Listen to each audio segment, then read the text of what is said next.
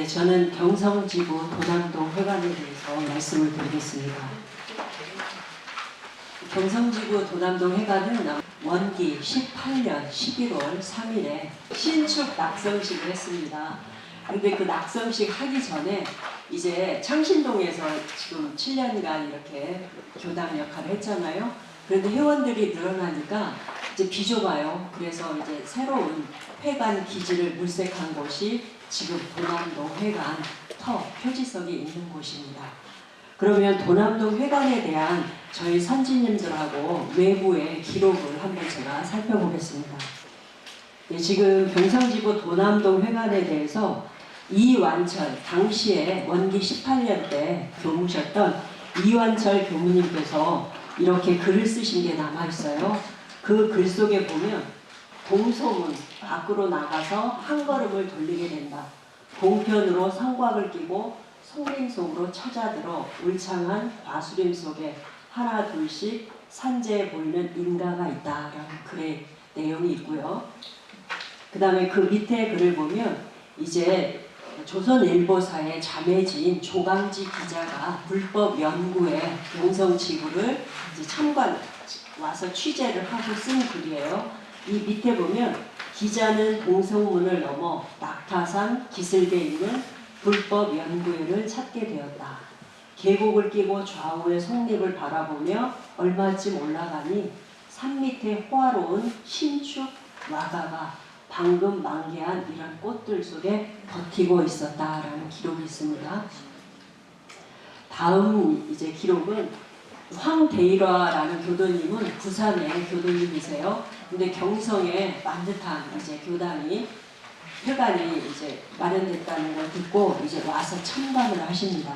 참관을 하시고 글을 쓰셨어요. 경성역에 내려서 동대문행 전차에 올라섰다. 그리고 나서 동소문 밖에 썩 나서니 성을 끼고 송림을 헤쳐가며 한 줄기 산길을 밟아갈지라는 기록이 있습니다. 그러면 이 세 기록의 공통점이 뭘까요? 동서문이에요. 네, 동서문. 세 기록마다 다 나와 있는 글이 동서문입니다. 그러면 이제 동서문이 어떤 곳이냐면 여기에 이제 이 지도를 보시면 여기에 회화문이라고 쓰여 있죠. 회화문이 동서문하고 같은 말입니다. 여기 이제 회화문에 이제 경성지구 도남동 회관이 약간 외진 곳에 있잖아요. 그러니까 외부에서 도남동 회관을 가려면 이제 버스나 전차를 타고 이곳에 동소문에서 내리는데 전차가 도남동까지는 1941년도에 개통이 돼요. 그리고 회화동까지는 39년도에 개통이 됩니다. 그리고 여기 회화문은 그래서 여기는 버스 정류장이라고 저희가 바라보고 있고요. 이제 그럼 대종사님께서 서울에서 오시면 어떻게 오냐면요. 서울역 앞에서 전차를 타시고 종로에 와서 본선으로 환승을 하세요. 그리고 종로 4가쯤 와서 창경원선을 타셨어요. 창경원선은 이제 1910년도에 개통이 됐거든요. 창경원 앞에서 내리셔서 이제 경전 버스를 타고 여기 회화문에서 내리셨어요. 복잡하게 오셨죠? 네. 그리고 요 회화문, 요 이제 지도를 보시면 여기에 노랗게 동그라미 쳐놓은 게 동서문입니다. 그럼 동서문에서 내려서 아까 글에서도 보셨죠? 성곽 쪽으로 획 돌아서 오셨다라는 기록이 있어요. 동서문에서 요 선이 성곽길이에요. 요 성곽 쪽으로 건너와서 그 지도에도 이렇게 노란 선으로 옛길이 표시되어 있습니다. 그러니까 그 당시에도 저 길이 있었다는 거예요. 그 지도는 이제 1936년도의 지도니까요. 그 당시에도 저런 길이 있었고 대부분의 저희 이제 경성 회원들이나 이제 저희 대종사님도 저 길을 걸으셨을 거라고 생각을 합니다. 이제 저희가 이제 아까 말씀드렸던 경성역전에서 도남동 회관 가는 길은 저 코스로 오셨을 거라고 생각을 하고요. 그 다음에 여기 동서문이라고 쓰여 있죠. 이게 37년도 조선 총독부 지도인데 동서문에서 이렇게 길을 따라서 이렇게 오셨어요. 그리고 애석하게도 도남동 회관은 잘려서 도남동 회관이 있는 지도는 찾을 수가 없었습니다. 이런 길로 이제 오셨습니다. 그리고 그 당시에 1930년도 경성 부영버스 노선도예요.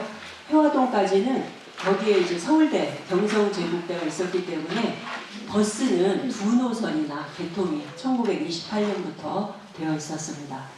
이렇게 경성역전에서 타셔서 종로로 하셔서 이렇게 버스로 다이렉트로 가실 수도 있었는데 버스를 타셨다는 기록은 없어요. 그래서 이제 전차를 타고 버스로 환승하셨다라고 저희는 생각을 합니다. 그럼 요거를 한번 봐주실래요? 요거가 이제 도남동 회관 구토지 대장이에요. 그 당시에 이제 도남동 회관이 도남정 510번지하고 509번지였어요. 근데 여기 노란 걸로 이렇게 보시면 이게 509번지 구토지 대장인데요. 여기에 이렇게 보시면 대지, 지터라는 대지라는 대자가 쓰여 있고요. 14평이에요. 그리고 여기 빨간 선으로 보면 밭전자가 쓰여 있어요. 거기는 밭이었다는 거죠. 그리고 571평이에요. 그리고 이제 이 도남동 회관이 언제 우리 앞으로 돌아왔냐면 여기에 이제 빨간 칸하고 노란 칸을 보시면 소화 8년 일제 때니까 소화 8년이 1933년입니다. 6월 8일에 송도열명이 송도열은 송도성 선지님의 송명이세요. 그러니까 주산종사님의 명의로 이전 등기되었음을 볼 수 있습니다. 그리고 이거는 이제 직접도인데요. 여기에 아마 희미해서 잘 안 보이고 여기에 자동차 같은 요 모양이 있어요. 이게 510번지예요. 그리고 이렇게 하늘색으로 칠해놓은 게 509번지입니다. 그런데 그 이제 김영신 선생님의 구도 역전기를 보면 이제 도남동 회관을 지을 때, 저 땅을 샀을 때 이미 초가집 3채가 있었다라는 기록이 있어요. 그러면 그 초가집은 어디쯤에 있었을까요? 밭에 있진 않았겠죠. 여기 대지였던 요 조그만 곳이 대지였어요. 그러니까 요곳에 초가집이 있을 거라고 생각을 합니다. 드디어 저희 도남동 회관이 좀 멋지게 등장을 합니다. 이렇게 이제 도남동 회관이 원기 18년 11월 이제 3일에 저기를 했는데요. 여기 보면 이 글은 그 당시에 도남동 회관에 이제 교무셨던 이완철 교무님이 쓰신 내용이에요. 그 내용을 보면 신축 도남동 회관은 2, 3층 석대 이외에 세운 양식과 일식을 전충한 화양식 목조 기와집이다. 그러니까 여기 보면 이 석대 보이시죠? 네. 기와집으로 유리창을 둘러있고 함석 차양을 달았다. 그리고 그 차양에 황색 페인트 칠을 했다라는 아주 상세한 기록이 있어요.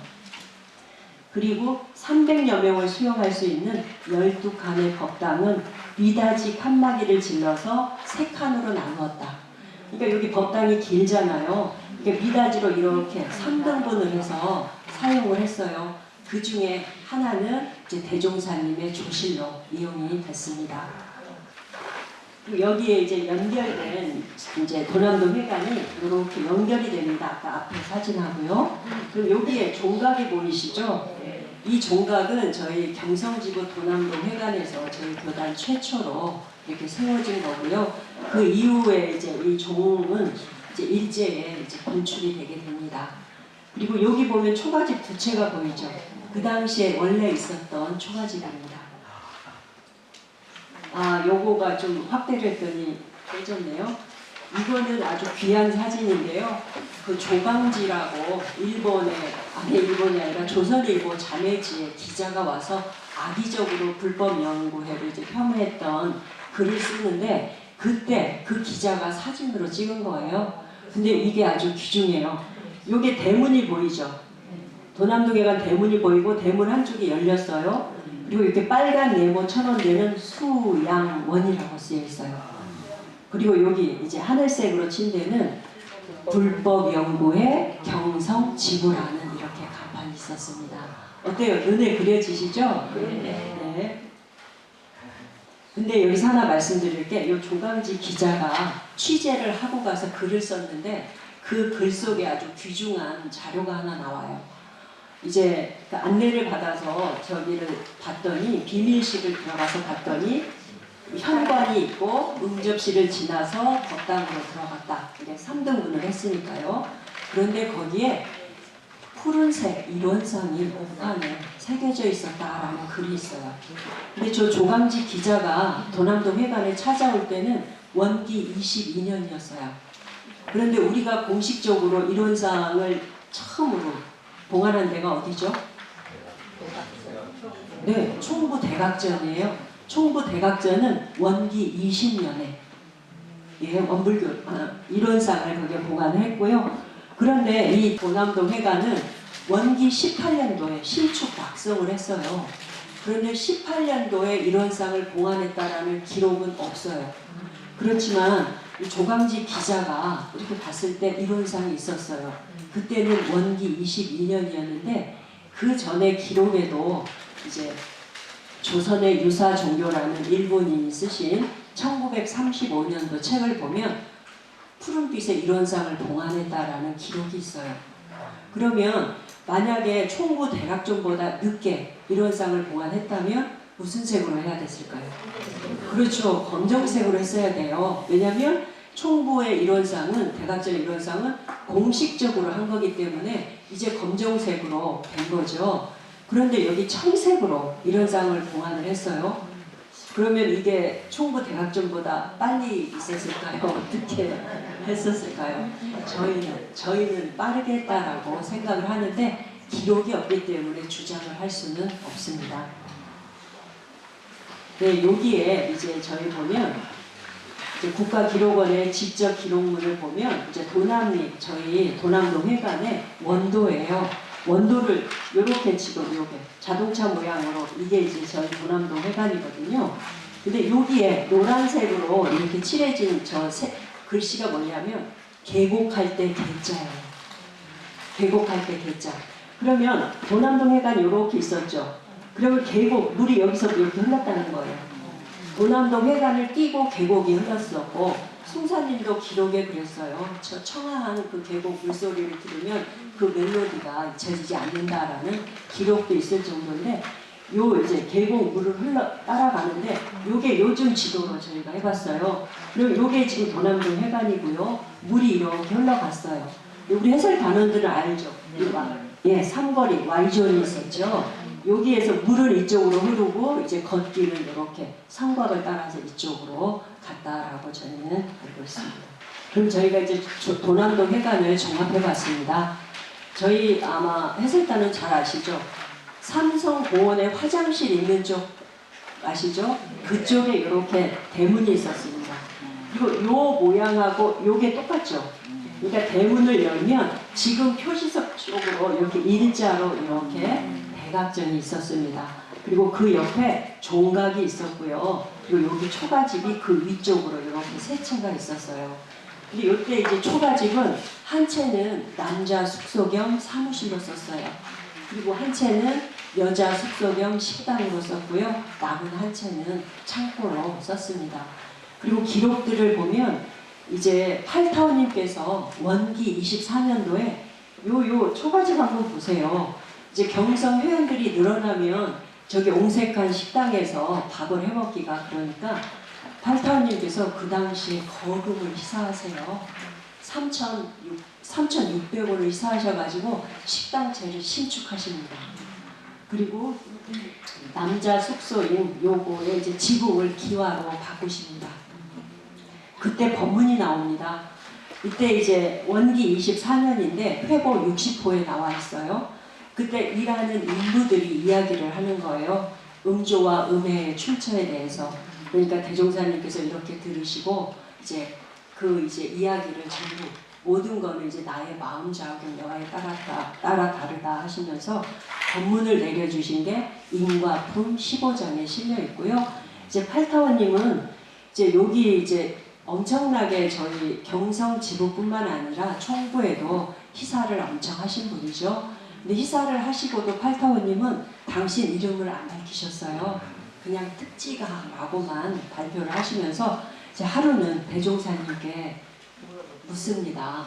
왜 부끄럽게 기독교는 오른손이 하는 걸 왼손이 모르게 하는데 우리 불법 연구에는 왜 기록하십니까? 했더니 대종사님께서 원래는 무상고시가 맞지만 그렇게 할 줄 모르는 사람을 위해서 이렇게 한다라고 하면서 법문을 내려주셨죠. 그 법문이 교담품 35장에 실려 있습니다.